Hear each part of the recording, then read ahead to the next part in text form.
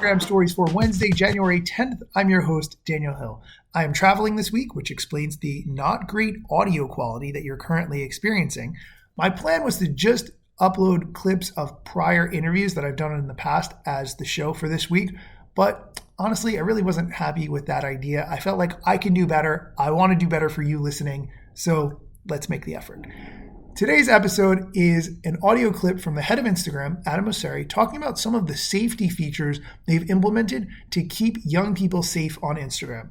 Now, all the things he's talked about are very important because, number one, government scrutiny, and number two, keeping users safe on the platform is better for the long-term health of the platform.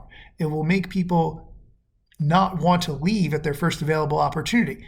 And I'm saying that because Selena Gomez continues to leave Instagram on a very frequent basis because of these concerns, which are incredibly valid. All of the things Adam Mosseri talks about in this video, I would also classify under the category of, shouldn't these have been implemented already? Anyway, here's the clip.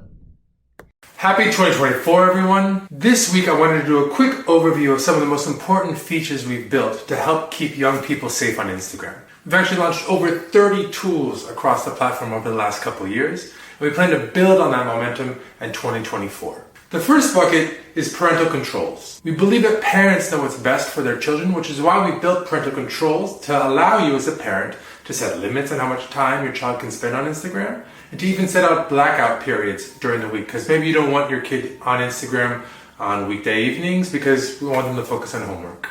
The second is maybe the most important, which is safe defaults. It's incredibly important that we make sure that the default experience for all young people is safe on Instagram, which is why for everyone under 16, we default you into a private account and prevented any adults from DMing teens that don't follow them already on Instagram. The last is time spent tools. It's incredibly important to me that people feel good about the time that they spend on Instagram, which is why we built things like Take a Break, which allows teens or anyone to opt into a notification that reminds them to leave Instagram if they're spending more time than they want to on the platform. And Quiet Mode, which turns off notifications in the evening because we know how important sleep is to young people and really to everyone. So please let me know down below in the comments what other features you'd like to see us build and what you think about what we've already built. We hope to really build on this momentum in 2024, and you'll see a lot of new announcements over the next couple of weeks and months. See y'all soon. Peace. Overall, glad to see the effort from Instagram to keep young people safe on the platform, even if I think all of these things should have been done years ago. We're going to take a quick break. When we come back, we're going to have a clip from a prior podcast episode, just like I promised, so stick around. Welcome back. Okay, let's get into the podcast clip. Recently, I interviewed Taylor Lorenz. She is a journalist for The Washington Post. She writes about internet culture and trends, mostly before anybody else knows about them, which is one of my favorite reasons to read her work. And she came out with a book, Extremely Online. Taylor and I talked for about 30 minutes. And as part of that, we talked about what the internet would need in order to become fun again, specifically social media, because there's so much pressure to create content consistently and find your audience, and it really takes the fun out of it. Here's that part of the interview. What do you think it would take to make internet culture fun again? You chronicle, and it seemed so fun back in the day, and reading about all these things that if I was part of them, felt new and exciting, to now it doesn't really feel that way. What do you think it would take to make that happen again?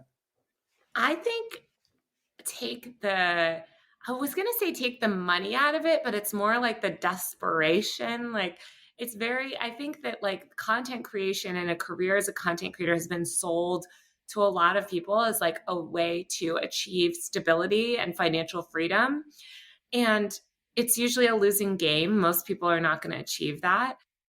And I would love to see more of a social safety net in this country so that people could just do art for art's sake and not try to like hustle and learn, 20 new AI video editing tools just to be able to afford healthcare, like that makes me sad. I think we used to be able to just create art, and we should be able to create art and creative things because we love it. And maybe like make a little money off it. I'm not saying people shouldn't make a living online. I basically make a living online writing for the internet, but I would love that if people didn't have that sort of like desperation, and we could all have a social safety net in this country that took care of all of us, and you don't have to like hustle and grind to go viral, So that's what I think would make the internet better is fixing those bigger problems in society first. The rest of that interview can be found on my podcast called the Instagram Stories Podcast, which you can get to from a link in the show notes. Definitely check out the interview. It's about 30 minutes. I think you are really going to like it. That is going to do it for today's episode. As always, thank you for listening. And if you have never reached out to me, we've never chatted, but maybe you've been listening to the show for a long time, send me a direct message. I would love to chat, get your feedback on the show, how I can improve things, get input. I'm always here for it. You can find me on Instagram at Daniel Hill Media. Thanks so much for listening.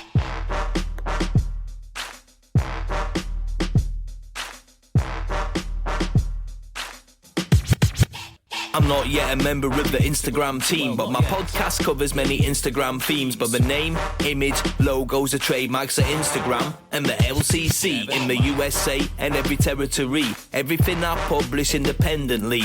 Until they let me run my team and start to pay my salary. Not sponsored or endorsed, no lies, no fallacy. I use their logo with permission, not malicious or callously. No trademark violation, filling all criteria. Follow me on Instagram or Twitter at Daniel Hill Media.